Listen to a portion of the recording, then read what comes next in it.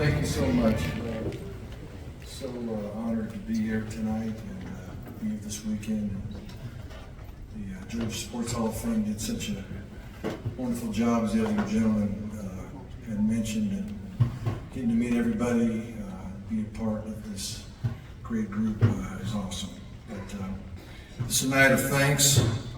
I want to start out by thanking a teammate named John Peasley who planted some seeds in my heart in college about his Lord and Savior Jesus Christ. I wasn't quite smart enough to figure out it was my time, but by the grace of God, Coach Bowden led me to Christ in 1986, sometime later. But just so thankful to know my future destiny, where it's going to be, and know I'm going to get a new glorified body with no sin and no disease to match my spirit and soul that Jesus made possible for me, and I'm so thankful for that.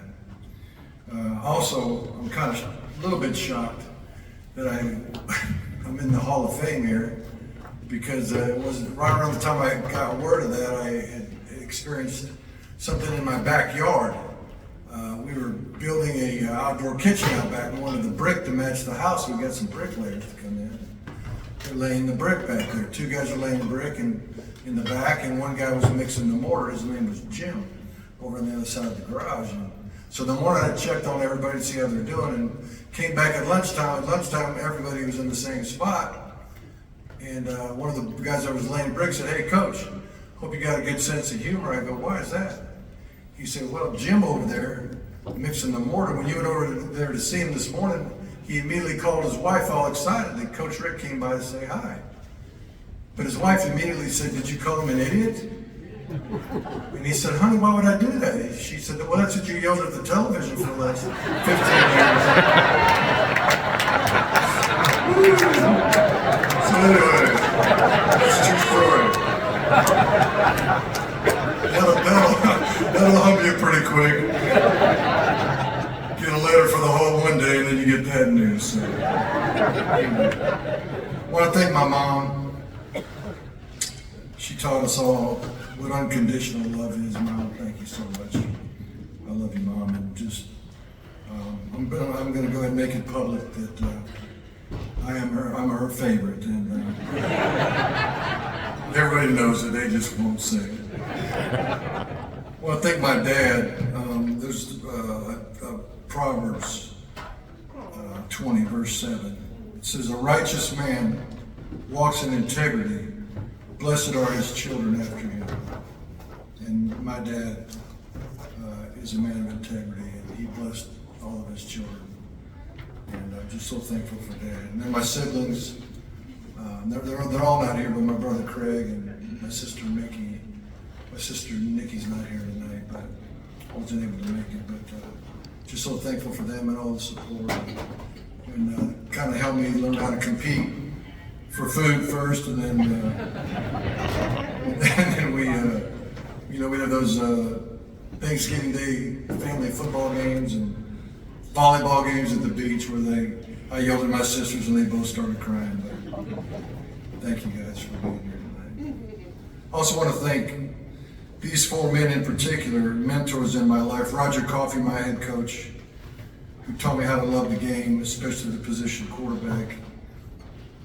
Howard Schnellenberger, who taught me offensive football that really helped define my career.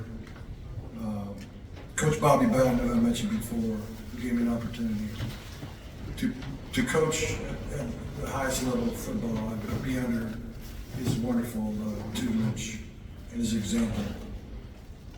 And then Coach Dooley, who was an athletic director who was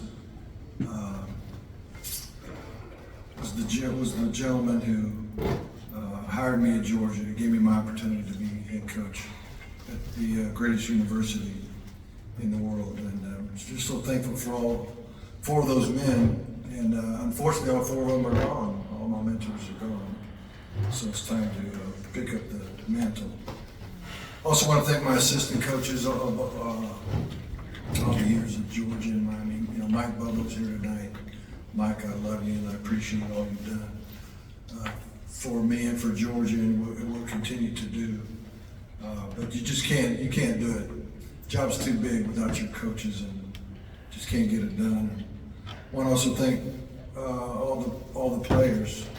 I know some other night I saw Shockley here, and Jeremy Lomax, Randy Kern was here. I don't know if he's still here. And then there may be others in the room. I'm sorry I didn't get a chance to see you tonight, but obviously can't do without great players, and we had so many great ones. And you know, a lot of people said, told me I had a problem when it came to coaching. I said, "What's my problem?" He says, a former coach of mine, colleague of mine, said, "You care too much." I said, "Well, you're damn right, I care too much." And I thank the administration, the fans, everybody who helped me along the way. But the person I want to thank the most is my beautiful wife, Catherine. I call her my beauty. That's how she's listed on my phone, and for good reason. She's hot.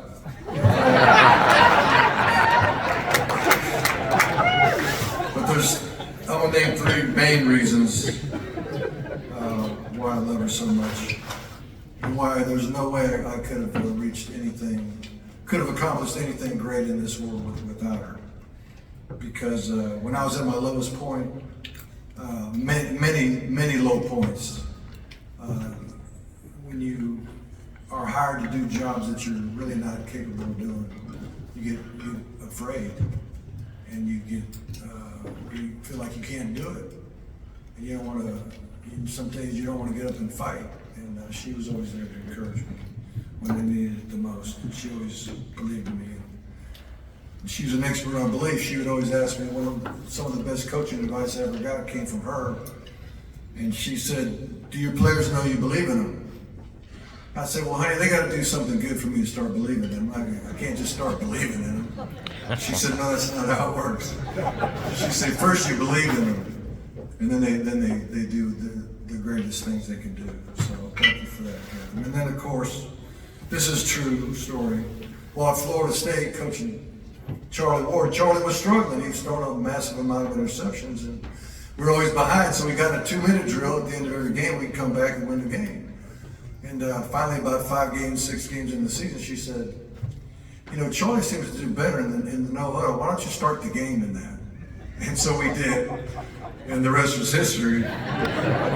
So without Catherine, there's no way I could have done the things that I was able to do. And I love you, Catherine. And thank everybody for being here tonight, all the support, all the love. Go Dogs, God bless.